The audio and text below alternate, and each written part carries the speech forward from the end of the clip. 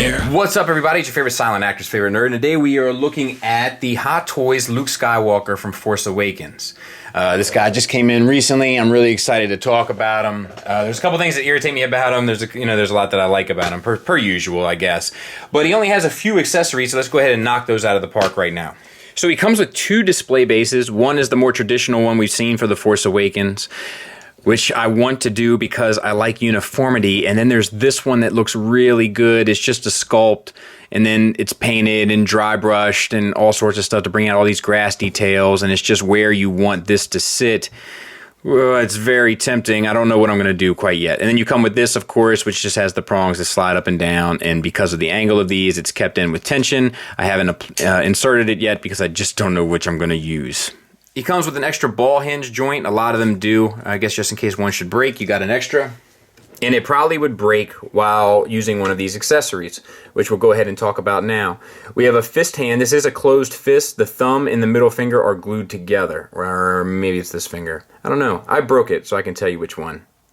It's the middle finger. I was right the first time. They're glued together. I'm not sure if that's glue. To be fair, it might be dried up paint that got it stuck together. Either way, moving the thumb damaged mine. I'm sorry, I got that off camera, but whatever. Take my word for it. It doesn't come with anything to hold, I guess. I don't know. I don't want to guess. But this is what you get, and it's a fine accessory. It's just a weird one, I think, for the other accessories that you get. Then you come with a Force kind of using hand, which is awesome.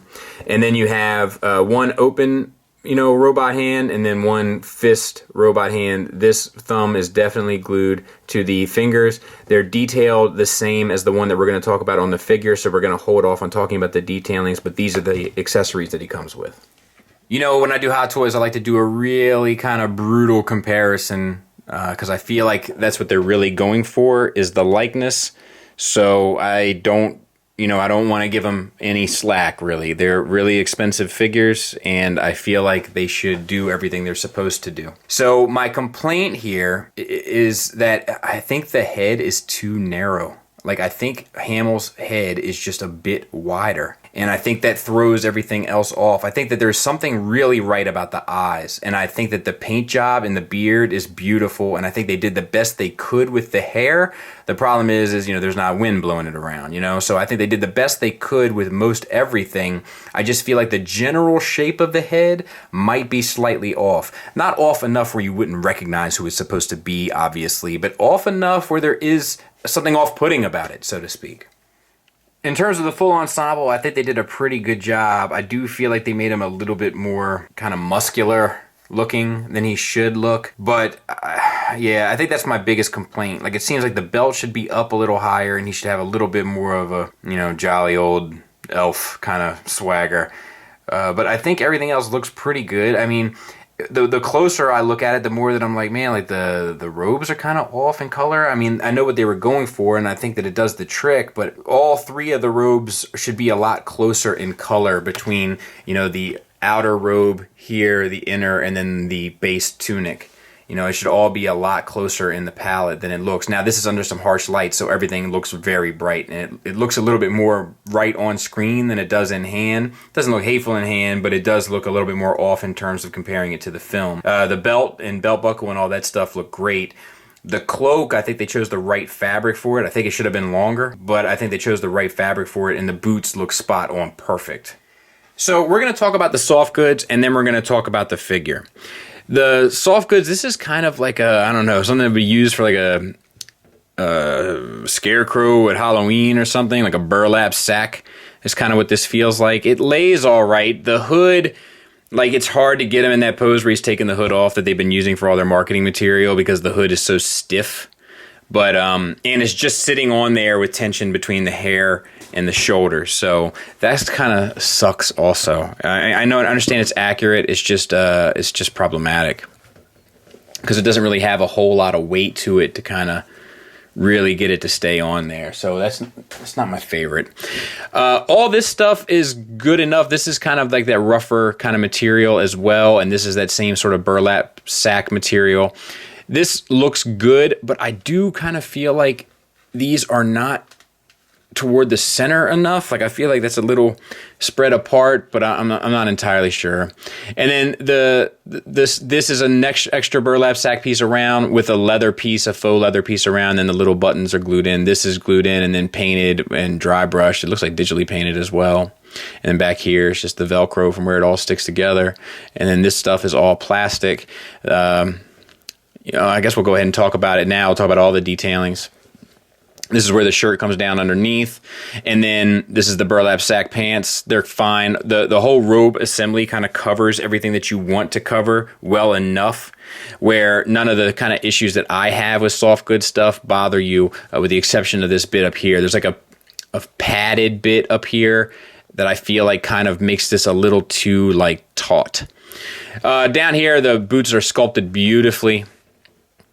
All the detailings. There's looks like washes on there, a heavy dry brush to make it look really nice and worn.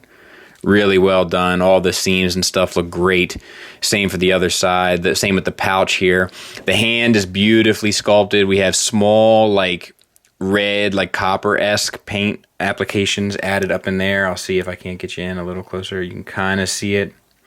And then all of the hand is really heavily washed and maybe even dry brushed just around the seams of all the metal plates. I think it is, yeah. Really well sculpted, really well painted. The other hand is painted and sculpted very well as well. The vascular nature of it is all done well, all the wrinkles and stuff. And then like the kind of, there's actually like wrinkles across the hand this way, like from old age. It looks really good. And then we'll talk about the face a bit. While I'm not sure it's the most accurate, it kind of depends on the angle, and it kind of depends. It's probably the angle they were sculpting it from, to be fair, using reference materials. But all of the kind of decoration of it is done beautifully. All of the paints, a lot of that like speckle brush effect throughout to kind of give the skin a bit of texture. All the paint in the beard, that gradient from brown to gray to white, all that stuff looks good. The eyes look amazing.